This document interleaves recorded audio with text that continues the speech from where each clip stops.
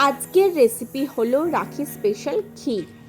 আপনারা তো পায়েস বিভিন্ন ধরনের বানিয়ে থাকেন। এই বছর রাখিতে ভাইদের জন্য মাত্র একটি উপকরণ দুধ দিয়ে খুব সহজেই ক্ষীর বানান এবং ভাইদেরকে পরিবেশন করুন। খুব সহজে ইজিলি এটি বাড়িতে তৈরি হয়ে যায় আর খেতেও হয় দুর্দান্ত স্বাদের। বাই দ্য ওয়ে, আমি মৌ আপনাদের সকলকে আমার চ্যানেলে স্বাগত।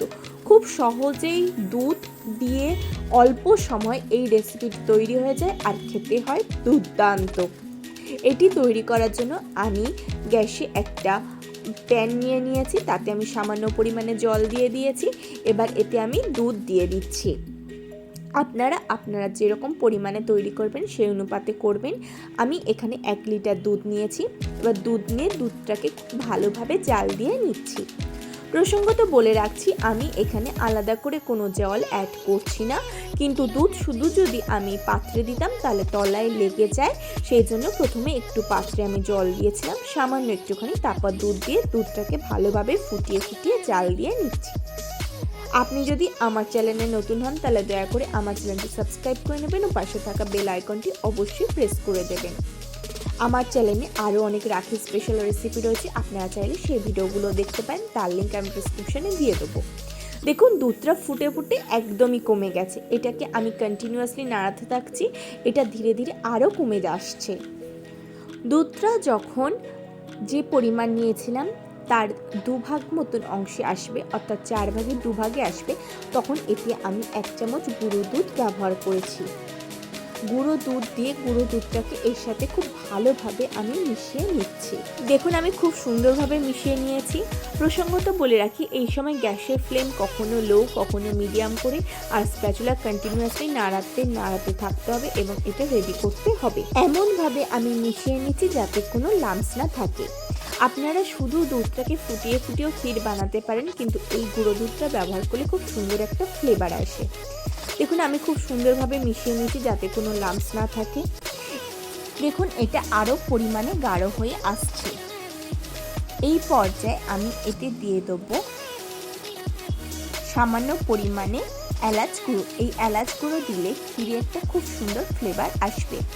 এই পাত্রটা ভিডিওর জন্য অসুবিধার কারণে আমি পাত্রটাকে একটু চেঞ্জ করে নিয়েছি। যখন অনেকটা গাঢ় হয়ে যাবে তখন এতে আমি দিয়ে দেবো পরিমাণ মতন চিনি। আমি এখানে 1 লিটার দুধের জন্য 1 বাটি চিনি ব্যবহার করেছি।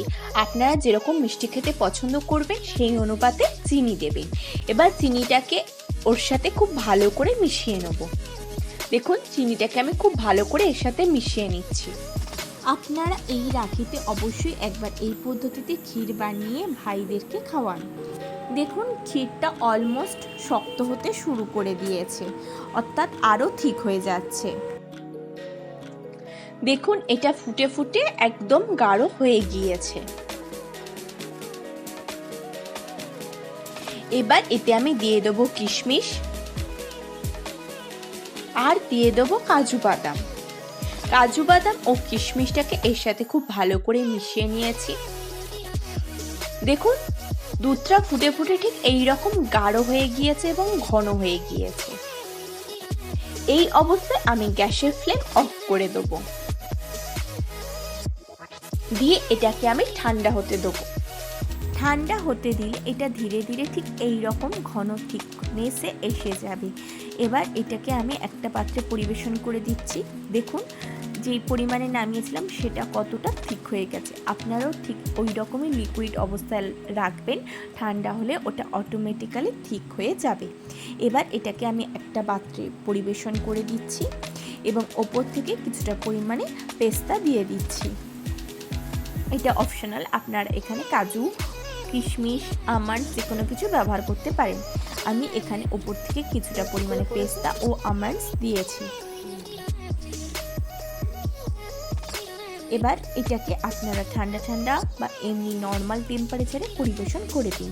দেখুন কত সহজে তৈরি হয়ে গেল আজকের রেসিপি ক্ষীর। আপনারা অবশ্যই একবার এই রেসিপিটি ফলো করে একবার ক্ষীর বানিয়ে দেখুন, এতে স্বাদ দুর্দান্ত ভালো হয় আর ছোট থেকে বড় সকলে খেতে খুবই পছন্দ করে। আপনারা এই রাখি বা সামনে বিভিন্ন পূজা পার্বণ আসেন, সেই উপলক্ষে অবশ্যই একবার এই রেসিপিটি দেখে এই রেসিপিটি ট্রাই করুন। আশা করি আজকের ভিডিওটি আপনাদের ভালো লেগেছে। যদি ভালো লাগে তাহলে অবশ্যই লাইক করবেন, কমেন্ট করবেন, শেয়ার করবেন আর আমার চ্যানেলটি অতি অবশ্যই সাবস্ক্রাইব করে নেবেন এরকম নিত্য নতুন রেসিপি সবার আগে পাওয়ার জন্য।